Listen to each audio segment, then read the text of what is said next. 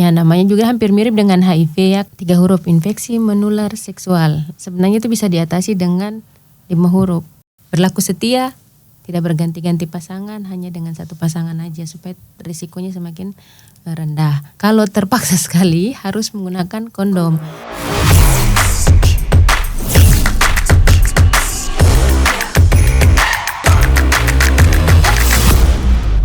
Lawamena haulalat.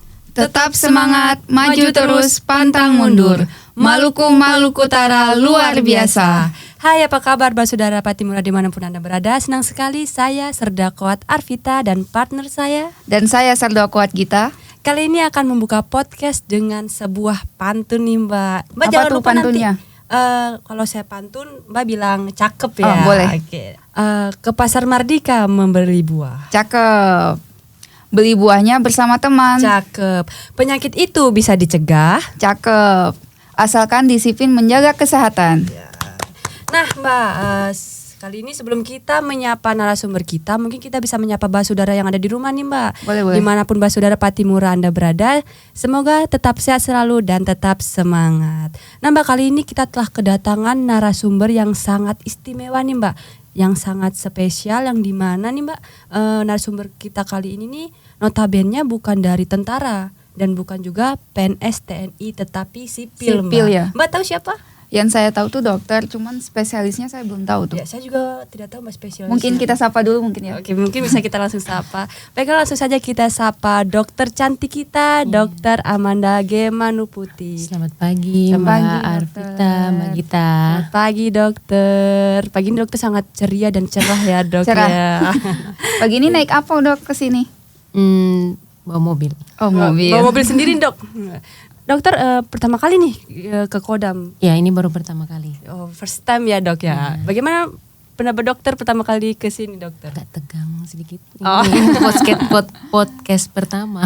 Oke. Nah dokter, di podcast kita kali ini kan akan membahas penyakit yang dimana penyakit ini lagi marak-maraknya nih dok di lingkungan masyarakat, bahkan di lingkungan prajurit TNI, yaitu infeksi menular seksual dok, atau yang bisa disingkat IMS. Tetapi dokter, sebelum kita berbincang-bincang lebih dalam lagi nih tentang tema kita kali ini, kan mungkin Saudara dari Patimura di luar sana nih belum ada yang tahu nih dokter siapa namanya, dokter apa ya kan. Mungkin dokter bisa menjelaskan riwayat singkat hidup dokter dan khususnya di dokter kenapa dokter bisa berdinas di Kodam 15 Patimura ini. Iya, terima kasih. Jadi perkenalkan, nama saya Dr. Amanda G. Manuputi, SPDV MCAT Clean. Dulu mungkin yang dikenal dengan SPKK ya. Sekarang berganti gelarnya jadi spesialis dermatologi, venerologi dan estetika. Itu lebih ke bidang kulit, kelamin dan estetika. Kelamin di sini ya memang pas dengan ini ya, biasanya kami menangani infeksi menular seksual. Saya ini lulusan dari S1 dari Unhas. Kemudian saya melanjutkan sekolah di Fakultas Kedokteran Universitas Airlangga di bagian dermatologi, venerologi dan estetika, dan lulus pada tahun 2020. Kemudian saya orang Ambon, kemudian Ambon, saya ya? berpraktek di RST ini sejak tahun 2021 sampai sekarang. Jadi sudah 4 tahun. Kalau dokter mau bicara agak sedikit. Oke. Iya. Jadi sudah 4 tahun ya saya Lumayan bekerja di lama sini. ya, Dok, ya? 2021. Ya, sejak 2021. Sampai sekarang. Nah Berarti asli Ambon, dari Ambon mana nih dok? Kebetulan saya orang Saparua. Oh, Saparua. Iya. Mbak juga ya? Oh, Saparua? bukan. Oh bukan. Ambon aja nih saya, Ambon aja. Nah dok, langsung saja masuk ke dalam pembahasan kita nih dok. Mungkin banyak di luar sana Mbak Saudara Patimura yang tidak mengerti nih apa sih IMS itu. Mungkin dokter bisa menjelaskan apa arti dari IMS itu. Jadi seperti kita ketahui IMS itu merupakan suatu kumpulan beberapa penyakit yang disebabkan atau ditularkan melalui hubungan seksual. Yang dia disebabkan oleh berbagai macam mikroorganisme, mulai dari bakteri, jamur, kemudian parasit, virus dan sebagainya, seperti itu. Jadi memang ditularkan melalui hubungan seksual. Oke. Berarti banyak juga ya pendengarannya dok. Iya. Nah dok, saya mau nanya nih dok, Apa saja sih dampak buruk IMS dan dampak jangka panjangnya tuh seperti apa aja sih? Jadi kan seperti saya tadi bilang, mikroorganismenya itu kan banyak penyebabnya, ada yang bakteri, jamur, virus. Nah, masing-masing penyebab itu punya komplikasi atau dampak buruk yang berbeda-beda. Misalnya ada penyakit yang namanya kencing nanah atau gonore. Itu bisa menyebabkan infertilitas. Infertilitas atau kemandulan. Jadi kalau infeksi berulang bisa menyebabkan infertilitas. Biasanya pada ibu wanita yang misalnya gonore, kemudian berulang terus, dia akan terjadi infeksi pada saluran tuba dari rahim kita. Kemudian dia akan nanti lama-lama menjadi buntu seperti itu, bisa juga bikin itu. Kemudian yang lain misalnya jika terjadi pada ibu hamil. Nah, jadi kalau pada ibu hamil misalnya ibu itu sudah melahirkan, sebelum melahirkan dan dia terkena gonore itu, misalnya salah satunya, atau misalnya penyakit infeksi yang lain, infeksi menular seksual yang lain, bisa terjadi bayinya lahir prematur, kemudian ketuban pecah dini. Kemudian ada kalau misalnya dia lahir dengan prematur, berarti biasa berat badan lahirnya kurang. Kemudian ada penyakit yang lain, misalnya seperti kutil kelamin atau kondiloma acuminata itu bisa berakibat pada juga keganasan ya. Jadi dia itu penyebabnya adalah virus yang low dan high risk. Yang high risknya bisa menyebabkan kanker. Yang low risk itu bisa menyebabkan kutil kelamin, seperti itu. Juga dampak buruknya salah satunya juga IMS itu biasanya 4-6 kali lebih beresiko terkena HIV dibanding yang non IMS. Jadi orang-orang yang terkena IMS itu biasanya ya dibilang, kalau saya sih bilangnya kayak bestie begitu ya, jadi teman sejalan gitu, jadi selalu biasanya bergandengan tangan. Makanya memang kami juga sering melakukan screening bersamaan jika orang terkena IMS, pasti biasanya kami lakukan screening HIV karena memang sangat dekat. Orang yang mengidap IMS atau menderita IMS itu sangat rentan terkena HIV. Seperti itu. Nah dok, saya mau nanya nih, bagaimana sih cara penularan IMS itu sendiri dok? Jadi cara-cara penularannya tuh ada banyak ya. Yang pasti yang pertama adalah melalui hubungan seksual. Hubungan seksual seperti apa? Yang pasti hubungan seksual yang tidak aman. Kalau yang aman dalam artian ini cuman bersama pasangan yang resmi, tidak berganti-ganti pasangan, itu sih tidak masalah ya. Tapi yang berganti-ganti pasangan yang tidak aman, tidak menggunakan alat, sudah berganti-ganti pasangan, tidak menggunakan alat pengaman. Nah itu cara berhubungan seksualnya tuh bukan hanya soal mungkin ya kayak kita bilang kelamin dengan kelamin, karena kan sekarang orang punya orientasi seksual yang banyak ya. Bukan hanya heteroseksual tapi homoseksual. Jadi bukan hanya melalui, kalau kita istilahnya genital dengan genital, kemaluan dengan kemaluan, tapi juga genital dengan anal. Genital dengan anal berarti dengan bokong ya, lubang anus. Kemudian yang berikutnya adalah dengan secara genital dengan oral. Itu bisa menularkan IMS. Selain itu misalnya ada bersentuhan dengan mikrolesi atau cairan tubuh pasien. Kebetulan kita juga punya luka yang terbuka, itu bisa terkena. Yang ketiga itu biasanya melalui benda-benda tajam atau misalnya jarum suntik yang digunakan bersamaan, tidak melalui sterilisasi, atau yang memang disposable. Kan sekarang harusnya pakainya sekali pakai langsung buang. Itu biasanya terjadi pada orang-orang narkoba, pengguna narkoba, terutama narkoba suntik yang mungkin mereka memakai bersamaan terus pindah-pindah pakai satu jarum suntik lalu dipindahkan ke teman-teman yang lain yang kebetulan dipakainya bersamaan, terkontaminasi.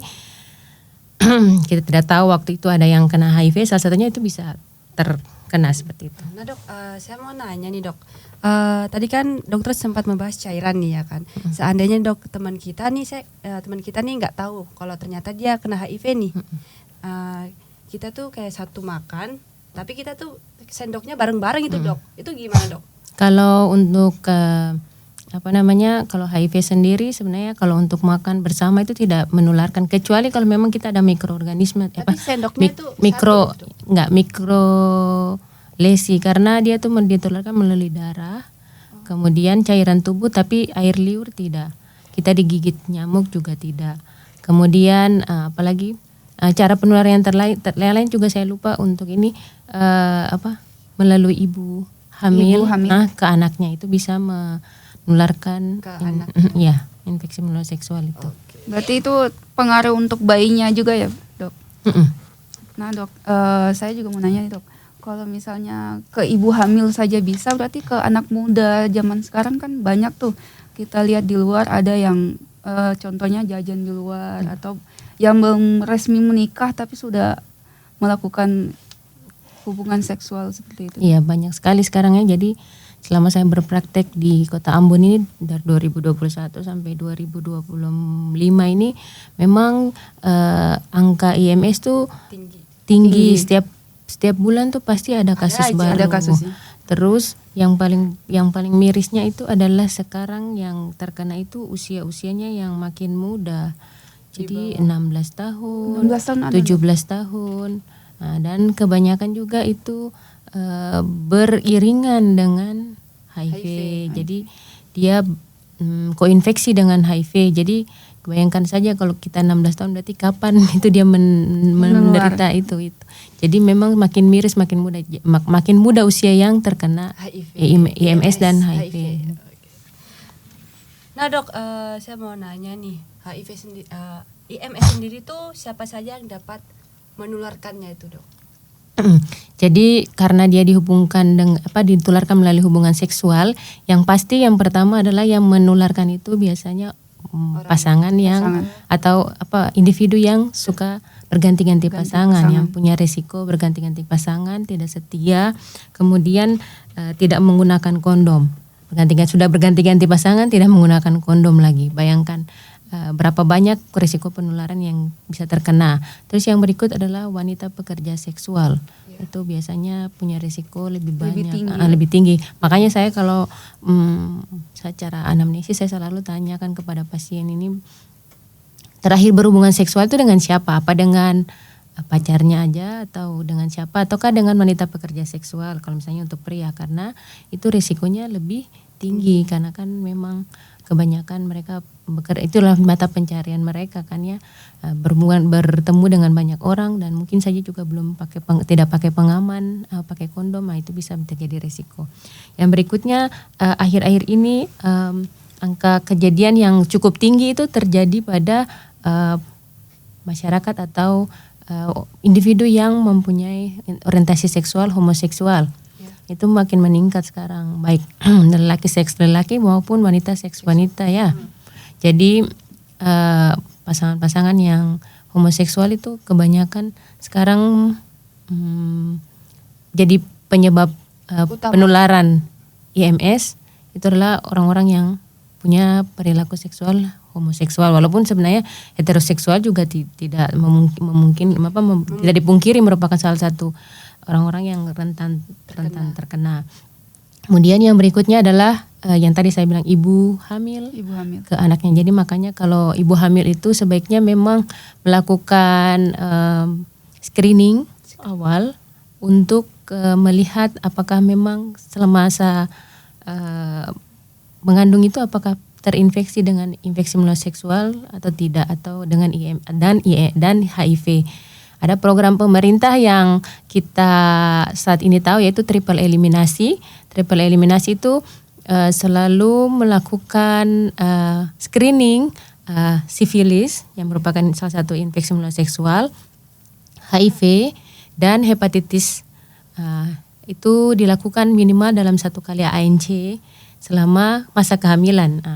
Supaya kenapa? Biar kalau terjadi itu bisa lebih cepat kita temu, semakin cepat kita mengobati sehingga komplikasi-komplikasi yang kayak seperti saya bilang tadi, kayak kalau misalnya untuk ibu hamil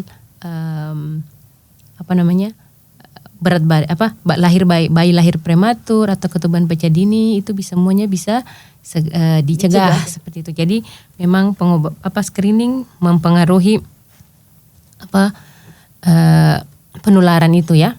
Kemudian yang berikutnya pelanggan yang pekerja seks itu, itu juga beresiko.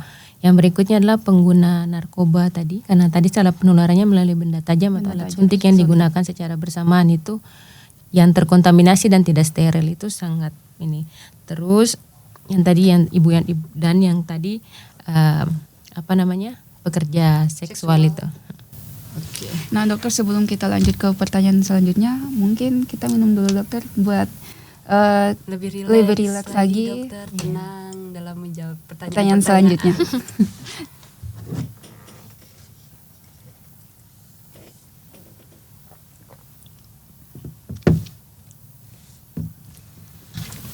Nah dok, saya mau tanya nih, tadi kan dokter bilang screening nih. Kan saya tidak tahu tuh screening itu apa. Mungkin Mbak Saudara di luar sana juga nggak tahu screening tuh bagaimana sih, menyakitkan atau tidak itu screening dok. Jadi kalau screening, kalau yang untuk ibu hamil itu memang diambil melalui darah ya. Ambil darah, kemudian menggunakan jarum suntik terus diperiksa bersama beberapa reagen untuk melihat apakah memang ada terjadi IMS atau tidak. Sebenarnya sama kayak kita menyuntik biasa aja sih, kayak ngambil darah buat periksa medical check up. Jadi seperti itu. Jadi tidak menyakitkan. Tapi memang itu wajib sih, maksudnya karena itu program pemerintah dan itu sangat berdampak baik. Jadi harus sebaiknya semua saudara Patimura sekalian yang ada dimanapun berada, Wajib. yang mempunyai istri atau saudara atau tetangga yang memang hamil, jangan lupa mungkin bisa disampaikan melalui podcast ini kan sudah nambah pengetahuan bahwa jangan lupa melakukan screening namanya triple eliminasi untuk ibu hamil. Seperti itu. Kalau yang laki-lakinya itu sama saja dokter? Kalau laki-laki memang tidak wajib kecuali yang punya perilaku berisiko. Atau misalnya istrinya, misalnya setelah di screening ada yang positif, itu sebaiknya pasangannya juga di screening. Ya, supaya sama-sama memastikan. Ya, gitu. Untuk dok, untuk IMS ini apakah lebih ke wanitanya atau ke prianya, misalnya penyakitnya ini? Sebenarnya sama aja sih, selama secara epidemiologi penularan untuk laki-laki dan perempuan tuh tidak ada perbedaan, angkanya juga mirip-mirip ya. Tapi memang beberapa waktu lalu dikatakan bahwa ibu rumah tangga tuh lebih banyak. Yang kenapa saya nggak tahu, cuman mungkin dari suaminya. Padahal itu mungkin ibu rumah tangga aja. Jadi sebenarnya tidak ada perbedaan yang signifikan bahwa yang perempuan atau laki-laki mana yang lebih beresiko, atau semuanya punya resiko yang sama jika bergonta-ganti pasangan. Oke. Harus setia kita. Harus setia. Jangan gonta-ganti. Saudara kan setia Mbak. Setia. Istri cuma satu ya. Kan saya suami Mbak. Jadi saya suami cuma satu ya. Kalau di luar sana kan harus istri satu. Oh iya betul. Untuk abang-abang di luar sana istri cuma istri satu ya Bang. Tidak lebih dari satu. Takutnya di BAP kan. Iya betul. Nah dok, saya mau tanya nih, apa saja gejala klinis penyakit dari IMS itu dok? Jadi gejala IMS itu sebenarnya ada dibagi atas 3 sebenarnya. Yang paling sering itu biasanya ada keluhan duh tubuh. Duh tubuhnya itu dari wanita atau pria. Kalau pria biasanya kayak kencing nanah. Kemudian yang yang wanita biasanya keputihan, itu gejalanya.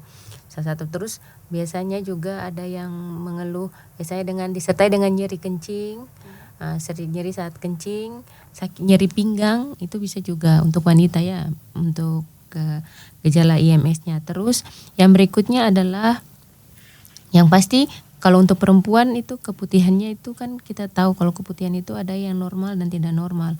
Kalau keputihan yang normal itu kan biasanya tidak berbau, terus tidak gatal. Nah itu berkebalikan. Kalau IMS itu biasanya bau, gatal. Kadang kalau gatal bikin bikin inflamasi di situ, bikin radang, hanya bikin kayak kemerahan, bengkak kayak gitu, seperti itu. Kemudian yang yang berikutnya yang kedua yaitu dengan gejala luka pada kelamin. Luka di kelamin itu ada berbagai macam. Ada yang memang lukanya itu karakteristiknya cuma satu, terus dia tidak nyeri, terus dasarnya bersih, itu kayak sifilis. Sedangkan yang ada yang lain seperti misalnya ulcus molle atau herpes genitalis, itu gejalanya lebih berlawanan dengan sifilis. Jadi kayak sariawan di kemaluan itu banyak, kemudian dasarnya tuh kotor, kemudian dia sangat nyeri, seperti itu. Kemudian yang terakhir itu adalah berupa tonjolan atau biasanya yang paling sering itu contohnya adalah kutil kelamin tadi. Itu seperti kayak benjolan kayak kutil yang seperti jengger ayam. Nah, itu merupakan salah satu contoh dari infeksi menular seksual. Saking karena dia banyak ini, makanya kalau misalnya memang terkena harusnya lebih baik berobat ke dokter karena biar nanti didiagnosa sesuai dengan gejalanya, didiagnosa sesuai dengan penyebabnya supaya terapinya tidak melenceng dari itu. Nah dokter, saya mau nanya nih, bagaimana sih cara pencegah dan pengobatan terhadap IMS tersebut? Iya, kalau pencegahan sih sebenarnya tidak berganti-ganti pasangannya, Dok. Ya, maksudnya tidak. Yang pertama yang pasti kalau kita mulai dulu dengan pengobatan ya kali ya. Pengobatan yang pasti harus datang ke dokter. Jangan membeli obat sembarang. Mengobati diri sendiri itu tidak boleh. Karena kan tadi saya bilang penyebabnya itu ada yang mikroorganisme, ada yang virus, bakteri. Nah, sekarang kalau misalnya penyebabnya virus lalu kita ini kayaknya saya beli aja amoksisilin misalnya untuk obati. Pasien sering begitu, sudah minum obat apa, amoksisilin. Padahal itu bukan penyebab, bukan terapi yang tepat karena kalau virus ya harusnya antivirus. Bukan antibakteri. Kalau amoksisilin kan antibakteri, antibiotik untuk antibakteri. Jadi baiknya segera ke dokter untuk boleh ke puskesmas atau mungkin kalau memang ini ke dokter spesialis kulit dan kelamin boleh. Tapi kalau memang ini fasilitas kesehatan tingkat pertama itu kan mudah dijangkau, itu segera ke sana untuk ketemu dengan dokter supaya bisa didiagnosis dengan baik kira-kira ini apa penyebabnya. Seperti itu. Tapi dok, dari pengobatan untuk IMS ini ada nggak sih dok kayak pasien yang datang tapi dia malu untuk berbicara menyampaikan apa yang keluh kesah yang dia. Oh ya, memang ya namanya juga hampir mirip dengan HIV ya. Kadang orang malu untuk mengungkapkan keluhannya. Tapi kan prinsip kami dalam pengobatan adalah menjaga kerahasiaan. Jadi nggak apa-apa kalau memang ada keluhan yang memang mirip seperti yang tadi saya sampaikan, silahkan datang dan akan kami obati ya. Kami akan walaupun kami akan wawancara pun biasanya sendiri-sendiri, tidak bersamaan dengan orang lain supaya memang terjamin kerahasiaannya dan maksudnya pasien juga bisa leluasa untuk bercerita jadi nggak ada rasa malu gitu ya dok? Iya, seperti itu. Oke. Kerahasiaan di atas segalanya ya Mbak. Biar nyaman ngomongnya. Iya betul itu. Jadi jangan takut-takut tuh yang di luar sana yang terkena penyakit IMS, jangan malu-malu untuk datang karena nanti kalau berobat tuh face to face ya, tidak rame-rame ya kan dok. Oke. Nah dok, bagaimana cara mengatasi stigma terkait penyakit IMS ini? Yang pasti cara mengatasi stigmanya itu ya tadi saya bilang hampir sama dengan HIV itu yang pasti kita harus menjauhi penyakitnya dan bukan orangnya. Justru orangnya kalau terkena kita bantu, ayo kita temukan fasilitas kesehatan untuk segera diobati ya. Karena itu sebenarnya kan bisa dicegah kan. Mencegahnya itu dengan cara kalau misalnya sudah ketemu dengan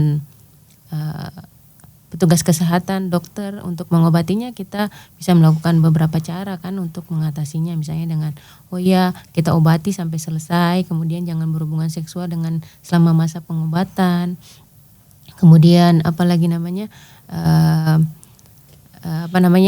berlaku setia, itu kan salah satu cara-caranya biar maksudnya nggak perlu takut untuk datang. Jadi stigma yang ada di masyarakat memang sangat tinggi juga ya terhadap IMS, makanya itu juga yang bikin kita nggak kelar-kelar untuk selain perilaku beresikonya, tapi kalau kena atau terkena penyakit tersebut baiknya datang ke petugas kesehatan, tidak perlu ragu-ragu dan